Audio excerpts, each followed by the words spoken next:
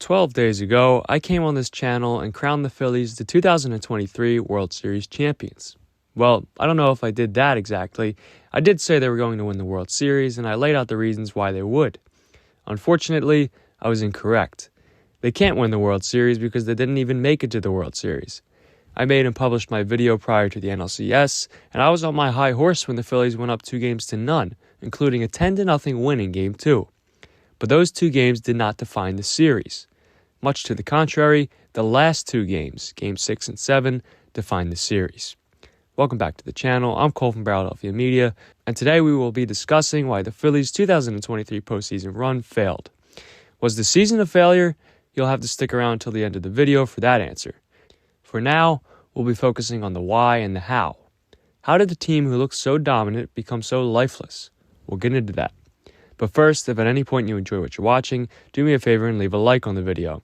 Feel free to comment your thoughts or opinions. And lastly, if you want to see more videos like this, subscribe to the channel and turn on notifications to make sure you never miss an upload. Now, onto the video. The Phillies started this postseason by completely outclassing the Miami Marlins in the wildcard round, sweeping them in 2 games. How'd they do it? They outscored them 11-2 in those 2 games, which meant some stellar starting pitching from Zach Wheeler and Aaron Nola, who combined for 13 2/3 innings, 8 hits, 1 earned run, 1 walk, and 11 strikeouts in that series, as well as a high-powered offense that included production from Alec Bohm, Nick Castellanos, Kyle Schwarber, Trey Turner, JT Realmuto, and Bryson Stott. Fielders in at the corners, and Stott drives one to right. That's deep. That is gone. A grand slam for Stott. Pretty much the usual suspects, minus Bryce Harper. The bullpen also dominated, allowing just 1 run over 4 1/3 innings pitched. Next up was the Atlanta Braves, who they disposed of with relative ease, eliminating them in 4 games. The offense was on full display in that series, outscoring the Braves 20-8. The Braves' offense was tabbed as one of the best of all time, and for good reason. Just take a quick look at their starting lineup stats and you'll see why.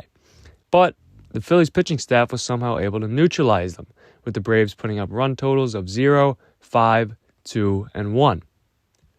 The first 2 games of the NLCS against the Arizona Diamondbacks was more of the same for the Fightins, as they outscored the D-backs 15-3.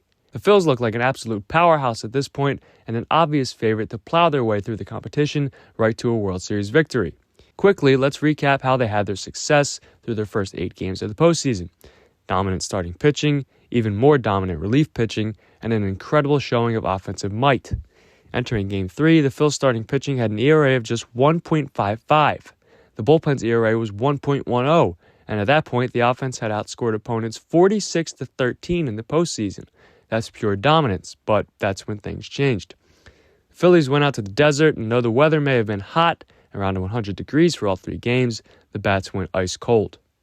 After being shut out by rookie Brandon Pfaadt for 5 2/3 innings, they scratched across just 1 run against Andrew Saalfrank, courtesy of a wild pitch.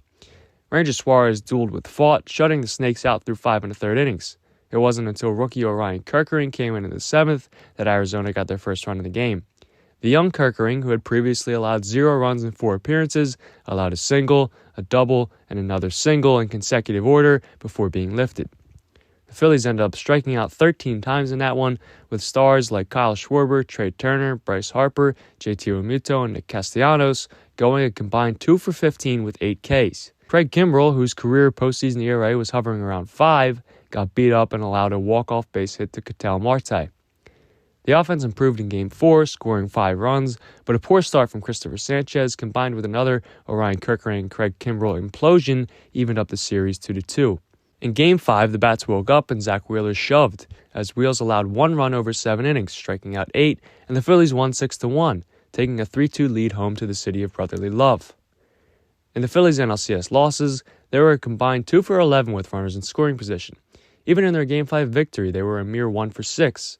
All postseason long, the inability to hit with runners on base seemed to loom over the Phillies' head like a grand piano. It felt similar to last postseason in the sense that the incredible amount of home run hitting was unsustainable. Once the home runs stopped, you knew they were going to be in trouble, and that they were.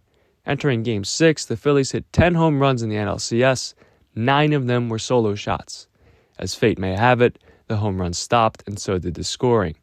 The Phillies ended up going 2 for 17 with runners in scoring position in Games 6 and 7. They lost Game 6 by a score of 5-1, and Game 7 was 4-2. We saw the bullpen begin to unravel, then we saw the offense fall apart, and after seeing a glimpse of poor starting pitching from Christopher Sanchez, Aaron Nola solidified it with a Game 6 start that ended after just 4 1/3 innings and 4 earned runs. No offense and no pitching is a recipe for disaster. The exact opposite of the recipe they were using earlier in the postseason when they were pitching and hitting like madmen. How do you fix that? Well, that's for Dave Dombrowski to figure out. He'll have some decisions to make this offseason, but they will be limited, which means they're all the more important. It seems as though the starting nine will be pretty much the same, with the only necessary tweaks needing to be the starting rotation and the bullpen. Aaron Nola and Rhys Hoskins also have expiring contracts that need to be sorted out. But overall, was the season a failure? I mean, technically any season that doesn't end in a World Series win is a failure, right? That's everyone's goal outside of a few select franchises. If you don't achieve it, you failed. But I don't think that necessarily makes the season a failure. After winning the NL a season ago, the Phillies have continued to gain valuable experience, this time playing in another NLCS. They'll run back virtually the same team next year, and next year feels like it could be the year. That's the end of this one. If you enjoyed the video, I'd appreciate it if you left a like and subscribe to the channel for more videos like this. Thanks for watching, and see you next time.